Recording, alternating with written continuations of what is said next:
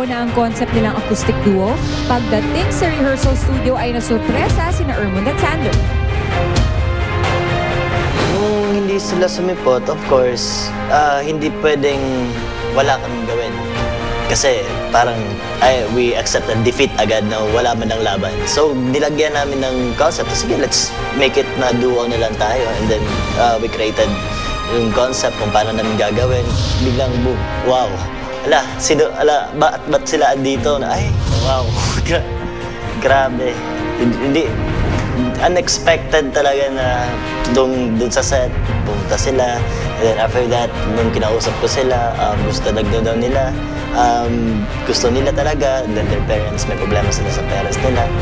So sabi ko naman, okay lang naman sa akin or sa amin, sa group na okay, kasi ang lang is that nakapag-conceptualize kaming dalawa. Tapos nabago ulit. And then we're running out of time. Medyo mabigat yung nasa loob ko.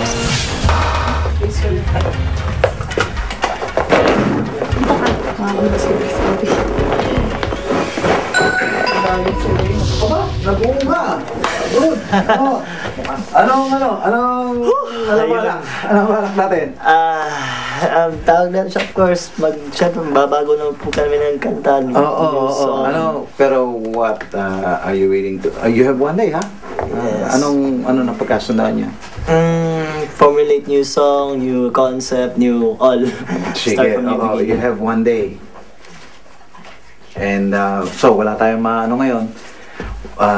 Maiano ko na lang, tipsin nyo, mga performance tips na lang, ha? At hindi na yung sa kanta-wise dahil wala pa tayo, no?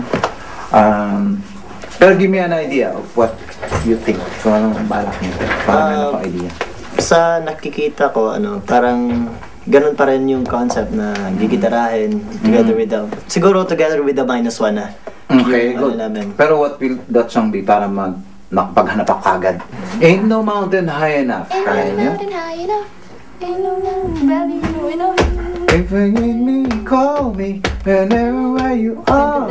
Another hopper.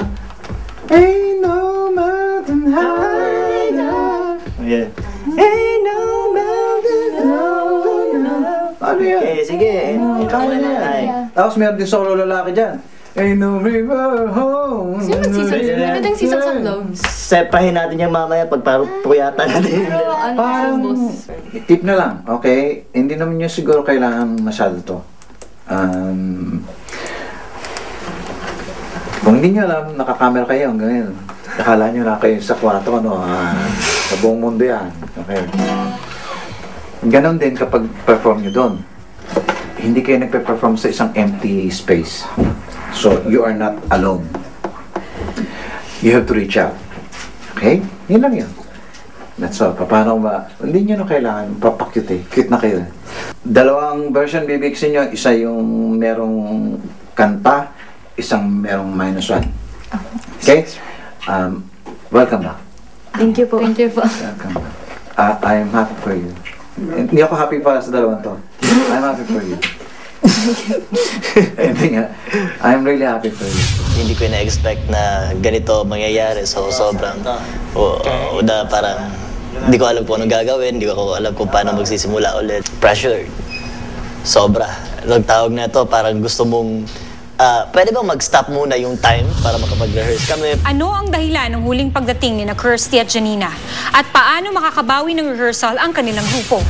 Bukas, subaybayan natin ang matinding cramming na ginawa ng grupong So What para makahabol for the face-off. At sa linggo, makikita natin kung may kinahinatnan ba ang lahat ng pagod at puyat ng grupo para sa paghahanda sa kanilang performance.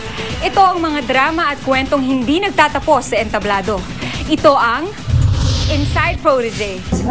Sa Inside Protégé, bukas. Si Kuya Jetro, sobrang pushy niya na to the extent na imbis na magkaroon ka ng drive, naiinis ka.